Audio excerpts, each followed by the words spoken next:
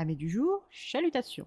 Pour les petits nouveaux, moi c'est Sekhmet et je vous souhaite la bienvenue dans mon podcast littéraire. Dans mon émission, je vais tenter 3 fois par semaine de vous donner envie de découvrir des livres de tout poil, récents et moins récents. Alors, si ça vous tente, c'est par ici la suite. Aujourd'hui, je vais vous présenter The Royal Coven de Juno Dawson, publié aux éditions Calix. Dans ce roman, nous allons partir pour Manchester et rencontrer un groupe d'amies sorcières. Helena Vance est sorcière de mère en fille depuis des générations. Elle est l'actuelle grande prêtresse du cercle royal de Sa Majesté. Ce cercle magique a été fondé officiellement en 1870 et a ses locaux dans un bâtiment dans Manchester. Helena est ce que l'on appelle une sorcière expert. Les experts possèdent plus d'un don, sont rares et le sont encore plus si ce sont des sorciers. Depuis la Grande Guerre, Helena élève seule sa fille, son aimé Stéphane ayant accidentellement perdu la vie il y a 8 ans de cela. Elle sait que Travis Smith n'est qu'indirectement lié à la mort de Stephen. Elle ne peut s'empêcher de lui en vouloir et de lui vouer une haine farouche. Alors quand elle arrive avec son équipe à lui mettre le grappin dessus, elle doit prendre sur elle pour ne pas l'éliminer de suite. Mais l'intérêt du CRSM est plus important que son besoin de vengeance. Étant l'un des sorciers les plus recherchés depuis la fin de la guerre, sa capture est une victoire.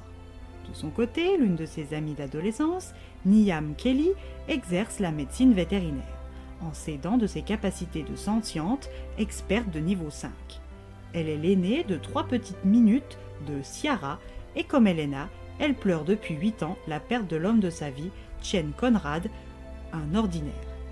Elle est tranquillement dans sa vie où elle est sortie du cercle royal de Sa Majesté et où elle continue de fréquenter ses amis d'enfance comme elle, Parson, mariée, elle aussi, à un ordinaire.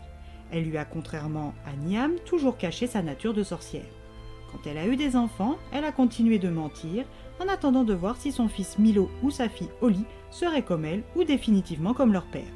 Si Milo est un non-sorcier, Holly, elle, a des prédispositions magiques de télépathie. Après avoir demandé conseil à Niamh et obtenu d'elle qu'elle aide Holly à développer son don, qu'elles ont en commun, elle doit prévenir la première intéressée. Elle craint la réaction de sa fille et appréhende le fait de devoir l'obliger à mentir à son père, son frère et ses amis. Mais elle n'a pas le choix.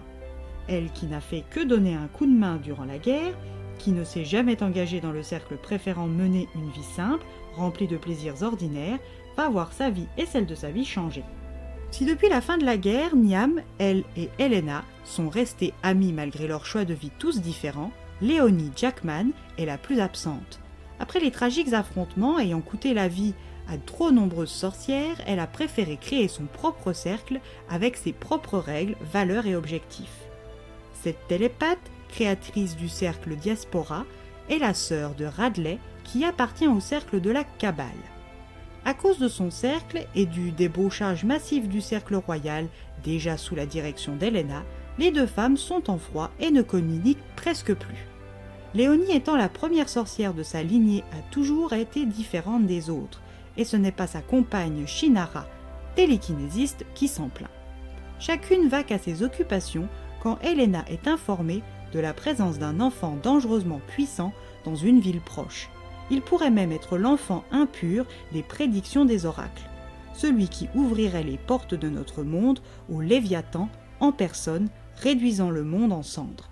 Après sa capture, suite à l'incendie de son école, elle l'enferme dans les sous-sols du CRSM. Son assistante, Sandia, n'a pas pu trouver une sentiente capable de rentrer en contact avec lui.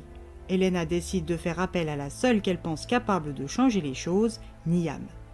Au moment où la vétérinaire pressent l'arrivée de son ami, elle doit écourter sa discussion avec le charmant Luc en lui promettant un ciné le lendemain soir. Helena lui explique avoir besoin d'elle de toute urgence et les téléporte toutes les deux au siège de leur cercle. Niamh n'y avait pas mis les pieds depuis des années et en toute honnêteté, ça ne lui manquait absolument pas. Niamh rencontre d'abord les oracles dont Irina, l'oracle principal avec qui elle partage une vision. Au sortir de celle-ci, Niamh est en colère plus qu'effrayée, mais elle accepte tout de même de voir le garçon susceptible de tout chambouler.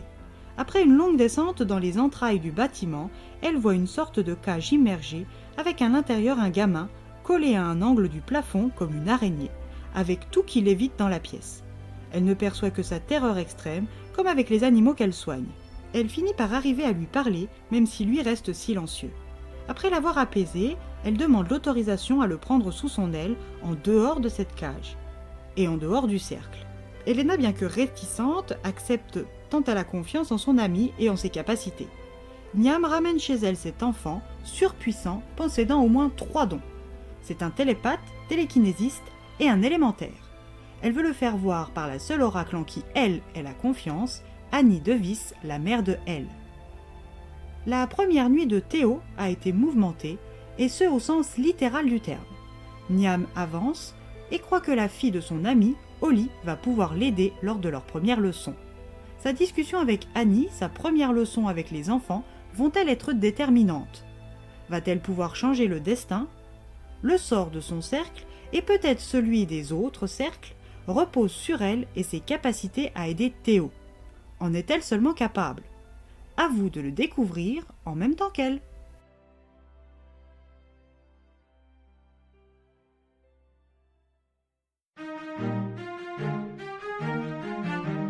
Un roman qui prend son temps au début avant d'accélérer gentiment et de prendre de la vitesse. Au plus fort du récit, il y a de l'action, des combats, des rebondissements, des révélations, de l'émotion et des trahisons. Le rythme ralentit jusqu'au dénouement en cliffhanger plutôt réussi.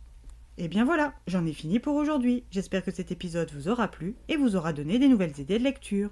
Si vous souhaitez découvrir d'autres petits bonbons littéraires tout droit sortis de ma bibliothèque, je vous retrouve le jeudi 27 mars prochain pour un nouvel épisode. Et si d'ici là je vous manque de trop, vous connaissez le chemin sur Instagram, @leslectures de Sekhmet. Sur ce, chalut les amis, et à la prochaine.